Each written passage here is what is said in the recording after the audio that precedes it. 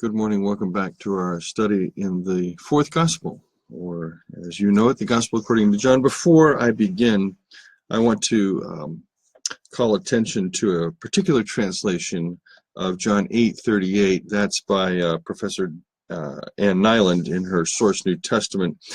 I'll just give you the previous verse, then I'll tell you where I'm going to start examining something. She says, "Know that you are Abraham's children. Yet you are trying to kill me because you haven't made room for my word." And then here's the text. Well, actually, both texts. "I'm telling you what I perceived from my Father, and you are doing what you heard from the Father." Now, if you have a Bible, you're going to want to open that up. You're going to want to look at this particular translation, New International, King James, this, that, and the other. Just so you're aware, this is a very challenging text for an interpreter on a number of levels, because the large question here is, who is the Father that everyone claims to be listening to? That's the real question in this text. Who is this God that people claim to listen to? And who does Jesus think he is, coming in and saying that he's got the angle on God? Who does he think he is, you see? Welcome, everybody. See folks joining. Super. We're looking at John 8 today, and we'll start to dip into John 9 just a touch. Okay, so when Ann Nyland comes to this, it's fascinating to me because in this text, they've claimed they're Abraham's descendants. They've never been slaves. Jesus says the Son belongs to the house. The Son can set you free. You know, he's trying to tell them he's the Son of the Father. They're not hearing this. They're not having this. They've got Moses. They've got Abraham. In a minute, they're going to bring in the prophets. I mean, they've got this lineage. You know, they've got Calvin. They got Luther. They got Irenaeus. They got Billy Graham. They got all kinds of dead saints in this lineage, man. Everybody's got dead saints in their lineage. Some have MLK, whatever. You know, everybody's got dead saints in their lineage. They're looking back to, they're going, we learned God from this. Jesus looks at him. Yeah, he's okay. Let's check this out. So, and she translates the verb in verse 37, know that you are Abraham's children. I frankly don't see that at all. It's oida hoti sperma Abram esta. I know that you are Abraham's seed, but you seek to kill me. I don't know how she turns that into a pair. Know that you are Abraham's children. I have no idea. And yet you are trying to kill me because you haven't made room for my word. And then she says, the translator translates verse 38, ha ego oraka para to patri laloka humes un ha ikosate para to patros poita. She translates this, I am telling you what I perceived from my Father, and you're doing what you heard from the Father. And then there's this little footnote, and Anne says, taking poita as an imperative, and both instances of Father is referring to God, as there are no possessive pronouns. I get that. Both, you're dealing here with the Father. You don't have any my Father, your Father. You don't have any possessive pronouns here. And you do have Jesus somehow saying, I know you are Abraham's children. I get this lineage thing. I get this election thing. This whole way you view yourselves in terms of human history. I get all this. He's acknowledging that. And he says that he's seen something, para, same preposition used in John 1. It says, she translates this as, I'm telling you what I have perceived from my Father. It's the same preposition that's used in John 1:1, where Jesus is para. The logos is para, God, para tos theon, just boom. And then you have also in this particular text, when she says she translates as an imperative, she doesn't, because she turns around and translates as a present active. You are doing. So I want to suggest a little emendation to Ann Nyland's translation here. I just want to have, I know that you are the seed of Abraham, but you seek to kill me. For my word is not within you. What I have seen with the Father, together with the Father, I speak. What you've heard from the Father, do. That's the imperative. Do it. What I see with my Father, I'm telling you, and what you've heard, do it. There's the imperative, and I think that makes much better sense in terms of translation. Okay, as we move forward now, 39 and following. Remember, it's very key to remember this. Late first century, synagogal setting, intra-Jewish debates about who Jesus is. And this writer is remembering back to his own personal encounters with Jesus and the crowds and different things. This fella has an awareness of Jesus. Let me try and do this a different way. You know, people somehow think that these early witnesses all knew Jesus the same way. I'm reading a book right now by Cynthia Haven called Evolution of Desire, just published by University of Michigan State Press. Bill Johnson's the editor of that excellent series they're publishing. At any rate, Evolution of Desire. And Cynthia lived in Stanford and knew the Renees in Renee's later years. And she has done a massively excellent bit of research here and kind of given us it's a biography in a way. It's not your classic kind of biography that you'd expect, and it omits a lot of things. There's a lot of, for me, there's still a lot missing. We need a critical biography, and I believe that Benoit Chantre is writing that. We do need a critical biography, but this piece by Cynthia Haven's wonderful because she knew Rene. Now, I've known Rene, I knew Rene, I should say, since, 1990, so for 25 years, till he passed in 2015. Wow, time flies. And had my encounters with Rene and conversations with Rene and Martha, I mention this because many others did too. So there's a lot of living persons that knew Rene on one level or another, to one degree or another, in different ways. You see what I'm saying? Okay. Now, the reason I mention this is when Anne is writing her book, there's a lot in that book that just, yeah, that resonates with me. That's the Rene I know. You see what I'm saying? That's the Rene I know. I learned some things, had some things clarified for me that I've only known in conversations with Rene. I've kind of known the summary, and in sections of the book, Cynthia has really expanded my knowledge of that and helped me to really see some things much more clearly. So when I say this is that you go to different folks that knew Girard. You go to Sandy Goodhart or Andrew McKenna. You can go back to Cesario Bandera. You can go to Bruce Chilton. You can go to Diana Culbertson or Martha Reinecke or anybody that knew Rene. And in one way or another, there's going to be a congruence in how we all knew Rene, but there is going to be extraordinary differences in the things we remember about Rene. Okay, my memories of Rene, you know, they're the things that my brain has selected out, you know, and conversations and things. And in one sense, I think I can say, I mean, there are exceptions, of course, where something that Rene said was so stunning I memorized it, but in a sense I couldn't really tell you anything that Rene said in conversations. I can tell you what we talked about, what I sensed and felt, things that were important, but I never really recorded anything.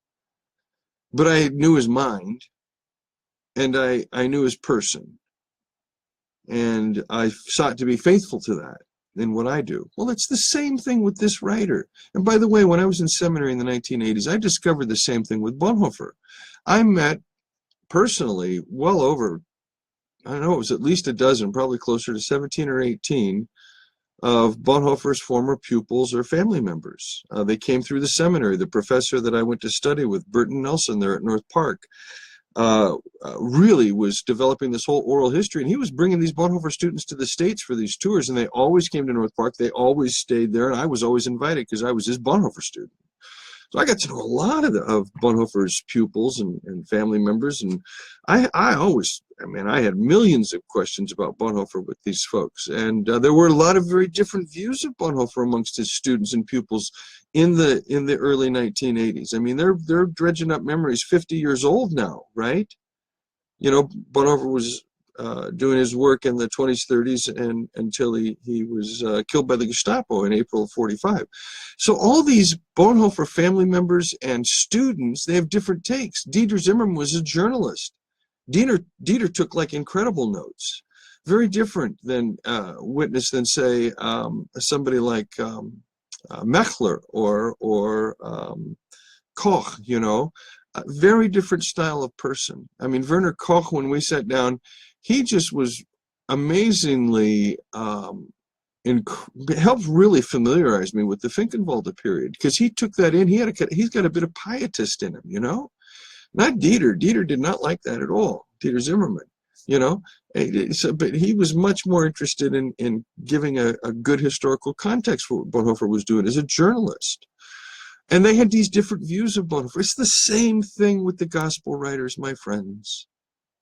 Now, I do not think that the synoptics, any of the synoptics, are written by an eyewitness to Jesus' ministry. But I do think the fourth gospel is. So in that sense, I'm totally out of step with New Testament scholarship, who wants to just totally relegate the fourth gospel to the dustbin of theology. It's useless for history. And who want to build their Jesus out of the synoptics, this Che Guevara Jesus out of the synoptics, you know, this kind of revolutionary Jesus, this Jesus that's all about economics and politics and sociology and all the things we're interested in. We always find in Jesus, and they managed to create this figment of their imagination, this Jesus of the Jesus seminar, this political Jesus, this you know, this Jesus that somehow, if you're conservative, he's a capitalist. If you're liberal, he's a socialist or a communist. I mean, it's amazing that what we do, we turn around and try and create Jesus in our own image, and we're so dumb this way. Same thing's happening in our text.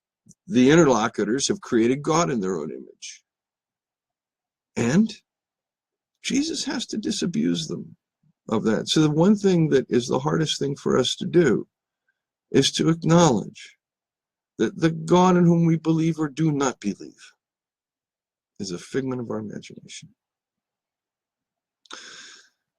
Yeah, that's the tough task. Because all of us, if we know God, we want to think that we know the true living God. And all of us that are certain there is no God want to be certain that we know there is no God. We trust ourselves. And we are as a species, look at us, people. Come on, for crying out loud, look at us. Here we are, 2018, destroying the planet. My God, there's a size of plastic in the Pacific Ocean, twice the size of the state of Texas. Fish are ingesting all of these microplastic particles. I hope you don't like your tuna and these things for too much longer, because we're destroying the oceans. Just destroying them, putting our nuclear radiation in them, our garbage in them. We're just destroying them. We're ruining Earth Mother's skin with all of our deforestation and mining and just the things that we do to the earth to just pollute the incredible massive amounts of toxins that are being pumped into rivers and streams all over the world by corporations that don't give a shit. As long as they're having their steaks and their barbecues and their Cabernet Sauvignons on the back porch of their $1 million mansions, they don't care. We're not that evolved, are we? Look at us. Look at us as a species, what we're doing to each other. God, look at the Christian church in America. It's cannibalizing itself. It's eating itself alive, right and left, killing each other. Those on the right killing those on the right that don't utter the shibboleth. The left's killing those on the left that don't utter the shibboleth. And the rest of us sitting out here and we're going, man, where's Jesus in all this? That's the same story is happening in this text, see? That's what's happening here. And this writer late in the first century. I don't know, if Johnny T. Robinson is correct, it could be early in the 70s. Again, the writer has and knows the Mark Nestorian framework. So that doesn't happen until, of course, 70, unless there is some kind of real strong oral tradition in Rome that's going to influence the writer of Mark, and the writer in Ephesus knows all about this, and I doubt all that. That doesn't happen. But he is writing here, remembering not only what happened to Jesus, but seeing the correlations to his own time. And if we're really on the ball, we're going to see the same to our time too.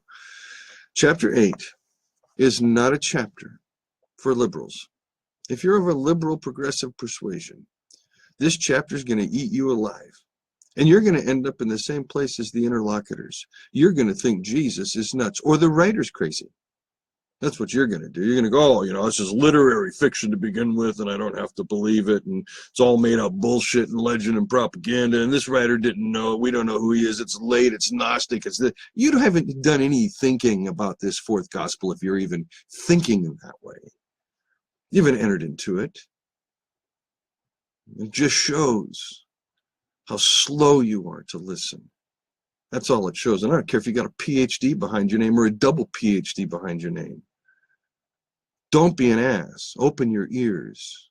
Open your eyes. Abraham is our father, they said. Jesus said, if you were Abraham's children, then you would do the things that Abraham did. But as it is, you want to kill me. I don't recall Abraham trying to kill anybody, do you? As it is, you want to kill me, a person who has told you the truth that I heard from God. Abraham didn't do such things. Now, isn't this an interesting take here? Jesus turns around, you're doing the deeds of your father. Now, he's already said, if you were really Abraham's children, you would do the deeds of Abraham, and because you're not doing the deeds of Abraham, you're not children of Abraham. He is not your father. You have another father. That's what's happening here. You are doing the deeds of your father. Here comes the first slur. Here's the ad hominem, because we're going to get another one here real shortly. 1, we're not illegitimate and unfaithful to God. Those are two different charges. First, charge of illegitimacy. There's been a fair amount written in the last 20 years or so, 25 years, maybe even a little longer, that Jesus was the product of a rape. And that's certainly possible. I mean, Jane Schauberg's work, I have 4 or 5 volumes I know that I've used over the years that explore arguments related to this. Whether or not you believe in a Joseph Mary thing, a virginal conception thing, whether you perceive the Matthean and Lucan birth narratives to be covering up a rape, particularly the Matthean narrative, the fact is, there is a charge of illegitimacy that does seem to stick to Jesus.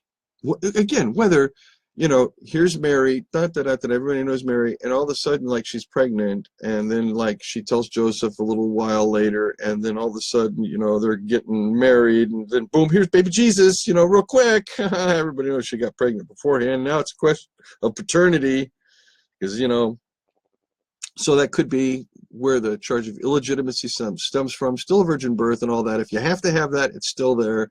The charge of illegitimacy, thus, stems from that kind of scenario. However, it's also possible that we're dealing with a rape scenario that has been covered up. Joseph, being the righteous man he is, takes Mary in as his own, yada, yada. You have that whole way of looking at things.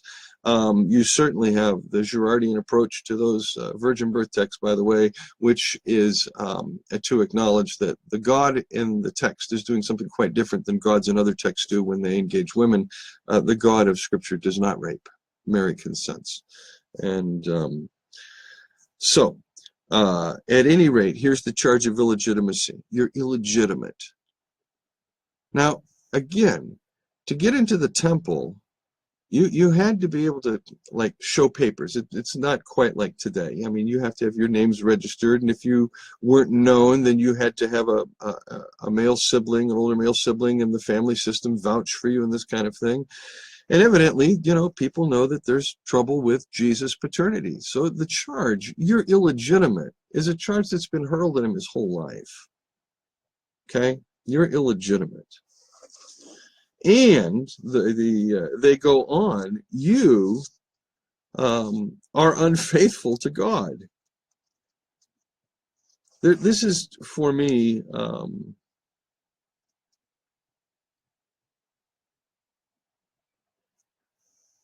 strange, that they should find his signs. Remember, we so far have 4. We're approaching the 5th. They should perceive these signs as a threat to their system. But again, as we've shown, all these signs are bringing together 2 major themes: creation and temple. Creation, atonement, water, blood. That's all through this. Spirit, water, blood, spirit. You just see this being woven through this. We're not illegitimate, unfaithful to God. The only Father we have is God. That's their counterclaim. Jesus has said, you have a different Father. They're going to say, the only Father we got's God. G-O-D, period, end of story. Now Jesus comes and he says in verse 42, if God were your Father, you would have loved me. And the implication is, you don't. I've come from God, and I'm here now. I haven't come on my own initiative. God sent me. Now, let's take a little look at this claim. If God were your Father, you would love me because I came from God. In fact, I didn't just come from God. God sent me. I didn't choose to do this. It's a mission here. And why don't you understand what I'm saying to you? I'll tell you why. It's because you're not willing to listen to my message. And there it is. There it is. Why is it that people don't understand what Jesus is saying? Because they don't want to listen. Friends, what we want to do with Jesus is we want to get him on our side, and we create these little things called Christologies. And these Christologies look a lot like us. The right-wing Christology in American Protestant Christianity looks a lot like right-wing Christians. And the left-wing Christology of progressive Christianity looks like a lot like a wild gooser. Know what I mean? Okay? And neither side wants to listen to Jesus' message. Neither side wants to hear about the gospel and the epistemological change and shift the gospel makes, the conversion the gospel requires, the recognition that at the heart of the gospel is the problem of violence and sacred violence, and that the solution is forgiveness, not vengeance and retribution and retaliation. The left does not want to hear the gospel. Don't let them seduce you. Don't let them think that, make you think they're out there somehow marching with Jesus. They're not. They're marching to their own Jesus, just as the conservatives do. They're all figments of imagination because no one wants to listen to the message. Everybody wants to say, oh, Jesus said love one another. Love. Let's love one another. Just don't be, No. Forgiveness is the heart of the Christian message. It is the way to mend the relationship without blood. That's the new order. No conservative wants that. It blows their whole eschatology right out of the water. They believe they've prayed the sinner's prayer and believe the right things. They're going to heaven when they die. Amen? Can I get a witness? Hallelujah. Yeah, we're the elect, the 144,000. Those who've got that little ticket. Liberals do the same thing. They don't want Jesus. He screws with their eschatology because they've got everybody included in their inclusion except for voters for Trump. Voters for Trump, there's a special place in heaven called hell for those people. And the reason we know that is because we get to treat them like that here. Well, hey, the right wing treats the left with contempt. The left treats the right with contempt. And we're all doing this in the churches in the name of Jesus. Somebody help me out here. See what I'm saying? So This text poses a real problem because Jesus is making an exclusive claim. God sent him. Now, of course, in the so-called historical Jesus research, we see the same theme, don't we? You can look at Ben Myers' The Aims of Jesus, N.T. Wright's Jesus and the Victory of God. You can look at Jeremias's New Testament Theology, Volume 1. You can look at Martin Engel's Charismatic Leader and His Followers. There are many, many, many, many books that recognize that there is a sense that Jesus has agency from God in the historical Jesus literature. No different here. Same claim. But they don't want to hear this. They don't want to hear this because the claim is going to go slightly further than any of them like. Why don't you understand what I'm saying to you? I'll tell you why. It's because you're not willing to listen to my message, and then he's going to really nail home why they don't want to hear this message that he's got. You belong to your father. This is Ann Nyland's translation. Slanderer, capital S, hyphen, liar, capital L. She translates diabolos, not devil, but slander, capital S, slander, hyphen, capital L, liar. Slanderer, liar. You belong to your father, slanderer, liar. And you want to carry out your father's desires. Now, friends, here we are, a most extraordinary text. And you already know, everything is about imitation. I see with my Father things and I speak. You hear and you do. The Father sends me. I do what the Father tells me. You do what your Father tells you. This is all about imitation, isn't it? Imitation of one of two things, and only one of two things. The true and living God, or the false God that we've created, known as slanderer, liar. The God that we fear. You belong to your father, slanderer, liar, and you want to carry out your father's desires. He was a murderer right from the start. What's he talking about? Well, obvious. He's talking about Romulus and Cain. He's talking about creation myths, originary founding murder myths, isn't he?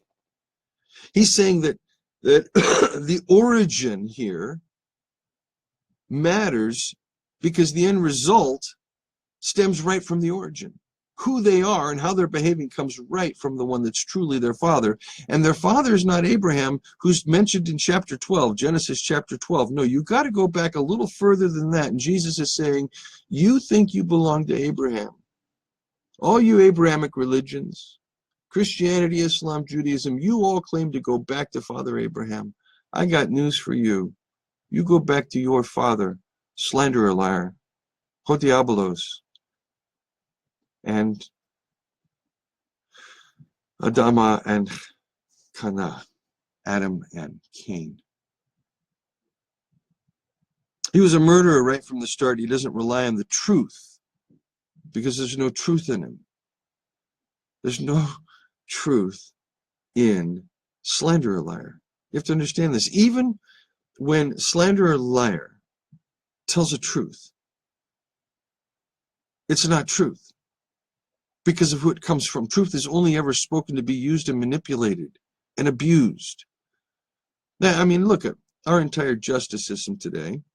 Is not about truth, the whole truth and nothing but the truth, because you get on the witness stand, you go to speak your truth, and you're cut off by the attorneys or the judges who say, we didn't ask that question. But they want the whole truth, but they don't want the context which creates the whole truth. They just want the little answer to their question so they can manipulate and say, you said this and this and this and this. There's no interest in truth. How wonderful. Our philosophical post-modernity system is the same as our justice system, is the same as the way we look at texts and religion and everything else in the gospel. We look at everything and we go, does any of it really matter? We are so Nietzschean. We are so nihilistic. We are so pessimistic. We are, folks, overbought and overdone as a species. We're burnt. We need this more than anything else. We need to understand that there is light in the darkness. There is death, life in death. There is hope in despair. There is water in the desert. There There is food for life, not just bread, not just money, not just a welfare check, not just food stamps, not just all the things the liberals want to give to the poor, and not just great big feasts and $1,000 bottles of wine. Life is life, but you get it all wrong if you think bread isn't for the whole person. There's more bread out there in my backyard with the birds singing and the squirrels playing and the rain gently falling than there is in a rich person's refrigerator.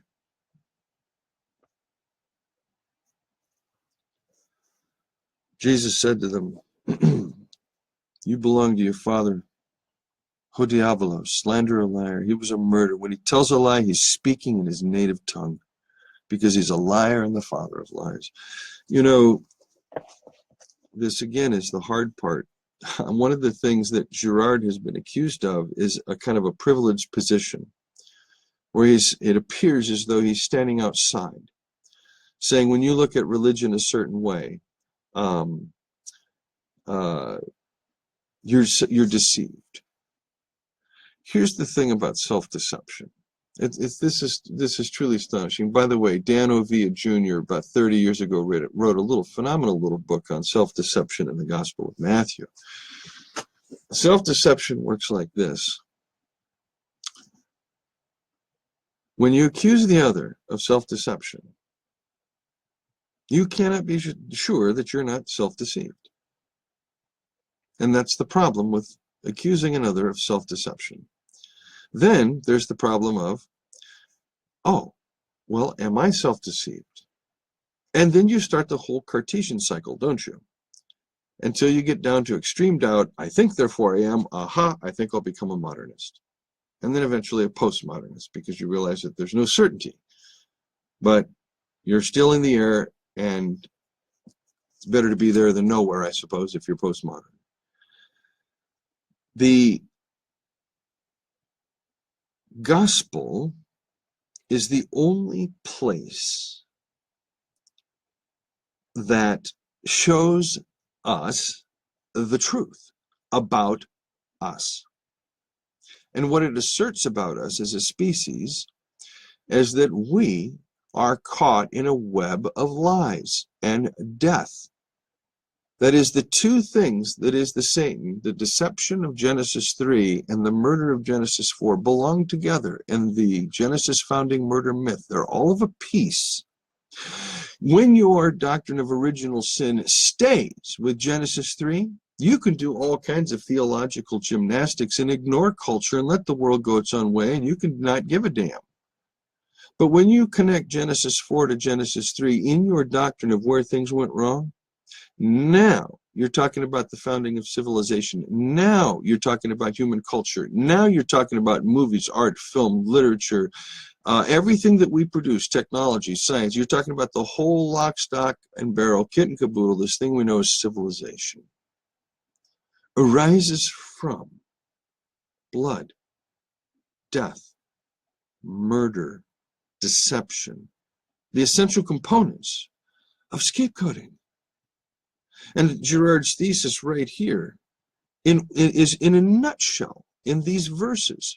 And he has, the Johannine writer has Jesus going right back to this point to be able to say, when you reject my message, remember the logo, John 1:9, the Logos comes into the world doesn't know him, and his own people, paralaben, they cast him out. The message is rejected, the gospel is rejected. Again, we saw in John 6, the whittling down from the multitudes down to just a few. By the majority, by the religious authorities. They don't want it. It would cost them too much. They're invested in their God, their religion, their sacrificial God in one way or another, and it doesn't matter whether conservative or liberal, Catholic or Protestant, Anabaptist, Orthodox, postmodern, modern, ancient, it doesn't matter. We, my friends, are the ones that are asleep in the pods in the matrix. And right here in this text is Morpheus's Jesus saying, here is your chance. Take a pill, take a chance, take a risk. But we don't want to do it because, like the interlocutors, we'd rather believe that Jesus isn't who he says he is. And then he says, because I'm telling you the truth, you don't believe me. Which of you can expose me for sinning? Since I'm telling you the truth, why don't you believe me? Here, Jesus says, you know I'm innocent. Now, this is out. His innocence is out. It's up front. It's here. Who's going to accuse me of something? And they can't. The person who belongs to God hears God's words. The reason you don't hear me is that you don't belong to God. And certain Jews or Judeans, again, I'm going to follow Bentley Hart's translation here, certain Judeans exclaimed, aren't we right in saying you're a Samaritan and you have a demon? Now, there's the second set of charges. First, he's illegitimate and unfaithful to God. Now, here's the second set of ad hominem charges. You're a Samaritan, you have a demon. There's two different things. Ann Nyland's translation has, aren't we right in saying that you're a Samaritan that has an evil spirit? I don't take the chi in here as connective. I take it as a little disjunctive. You are Samaritan and you have an evil spirit. And it's important to note that Jesus does not address the charge that he's a Samaritan.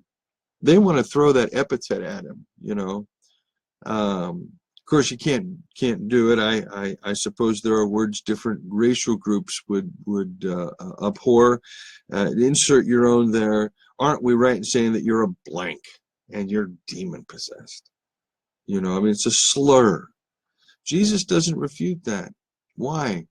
Because Samaritans, or I should say Samaritan Christians, happen to be behind this community as well.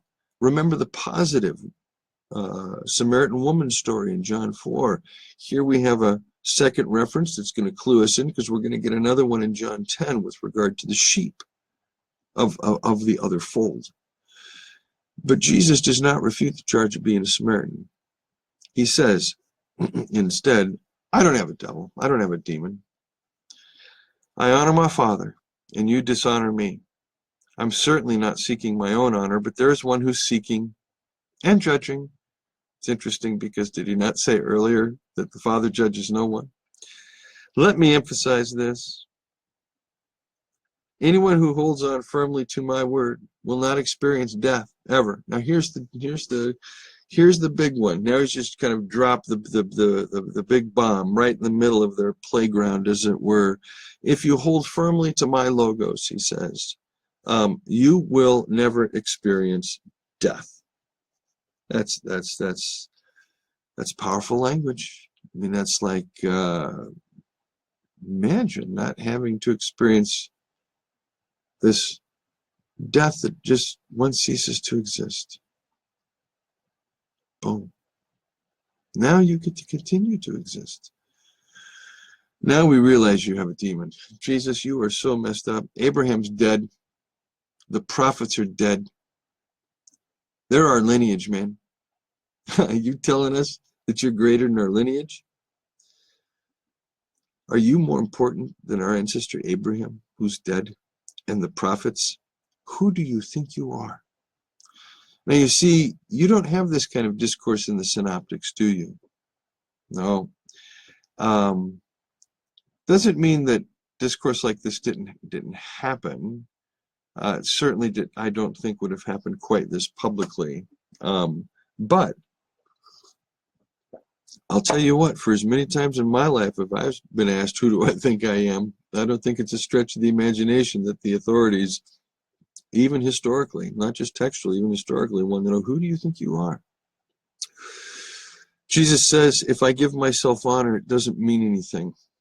It's my Father, the one you claim is your God, who gives me honor. Now Jesus is just coming right back and demolishing who their Father really is. He's saying, look, my Father, the one you claim is your God, right, gives me honor. Now they're stuck because they have to either do one of two things. They have to either disassociate themselves that Jesus Father is their God, or that they're from another father. And if you haven't come to know him, but I know him, and if I said I didn't know him, I would be a liar just like you, because I do know him. However, I do know him. I hold firmly to his word. Your ancestor Abraham was thrilled to foresee my time. He saw it and was happy. He has now forced them into making a choice. Because he's saying, if God were your father, your God honors me, but you're not honoring me. So you're not of your father. So you either got to get right with your father, who's also my father and our God, or you got to recognize the father you come from, because that's who you're really acting like. Now, when he brings Abraham in, he says, Abraham, you claim Abraham is your father. Well, I'll tell you what, Abraham, a long time ago, right? He was thrilled to see my day. And they said, you're not even 50 years old. How can you say you've seen Abraham? I'll ignore the question right now of the age of Jesus and chronology and those things. Just leave that be. How can you say you've seen Abraham? Certain Jews exclaimed. Phew, dude, like, what are you, like 1,500 years? Well, at that time would have been like, what, 1,500, 1,600, 1,800 years old? I don't know. Jesus said, let me emphasize this. And then this is Ann Nyland's translation. I have been in existence since before Abraham was born. Or the King James, as you know it, before Abraham was, I am. Now, that's actually what the text says in 58. Truly, I say to you, Prin Abram genesta egoimi. Before Abraham, I am. The egoimi here, I should at some point do a little piece on the ego eimi sayings, the I am sayings in the fourth gospel. There's great literature on this. Man, Barnabas Linder says some good stuff on this, and others. When Jesus makes this assertion, before Abraham was, I am, he is claiming here a divine origin.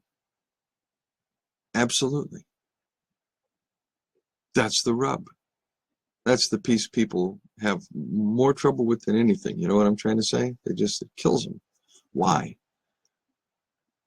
Because their Jesus looks so much like them, and the God of theology looks so sick, that for them to see Jesus as divine doesn't work. It's their bad views of God. They don't allow Jesus to reframe.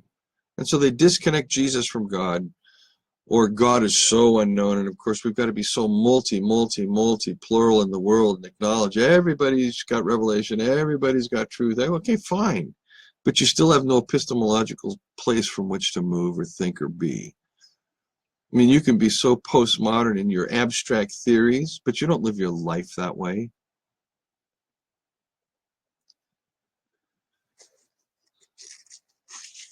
So they picked up stones to throw at him. There's the murder. There it is. He said they wanted to kill him. Here it comes. In the temple, they pick up stones. We'll stop here because as Jesus escapes this crowd, he's about to do something rather remarkable.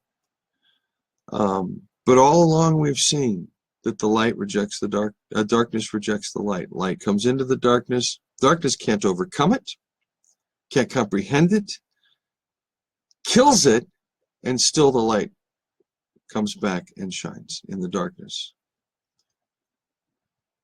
The world, folks, doesn't really want grace and forgiveness and truth. It really doesn't. Neither does the church. Okay? Everybody wants their piece of the pie. Everybody's in this for themselves. Let's just get that straight. Even me. And if you're in this professionally and it lines your pocketbook, trust me, the temptation is easy to start justifying everything you do and say because it affects your bottom line. Preachers preach from their wallets, not from their convictions. Theologians say and write what they're allowed to write.